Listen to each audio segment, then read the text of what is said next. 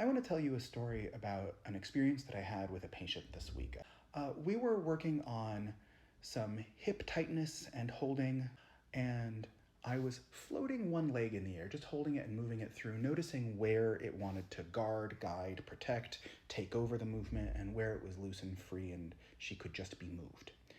And we both observed that one leg felt a lot freer than the other.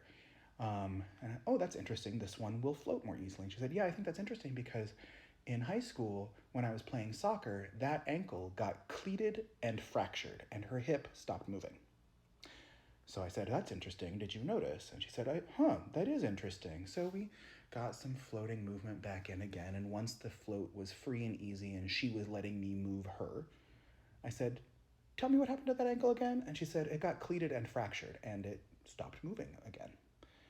So we did that a couple of times, and each time the stop got shorter and the amount of brakes applied was less, so it got less. It wasn't stopping, it was slowing and getting a little thicker. There was a little bit of guard happening.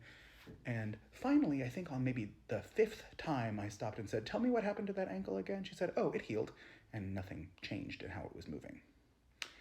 This was such a lightning bolt experience for me, honestly, because it's exactly what I was aiming for.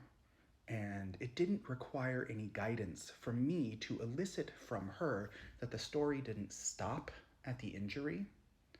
But as long as the story in the brain stops at the injury or in the horrible aftermath of the injury, the guard reflex can't help but reactivate, protecting her from the past. On the somatic level, the body's still trying to protect from something that happened before. Even the memory of the thing provoked the response to guard, protect, brace. Until, on her own, just through repetition and through observation and through feeling safe enough for something to shift, she could update the story, and no bracing, no guarding, and no protection was necessary anymore. So I'm calling it NeuroSomatic Bodywork because it is literally just about the connection between the body and the brain. And I think it's really useful for people who've experienced injury and trauma, and for people who have a hard time feeling sensations in their body or connecting to their bodies, which you'll notice I've been talking to and about neurodiversity and neurodivergent people for a while. And people with ADHD and autism often have a hard time keeping track of their bodies and where they are in space. And this is a really useful tool for developing a toolkit for feeling what's happening in the body.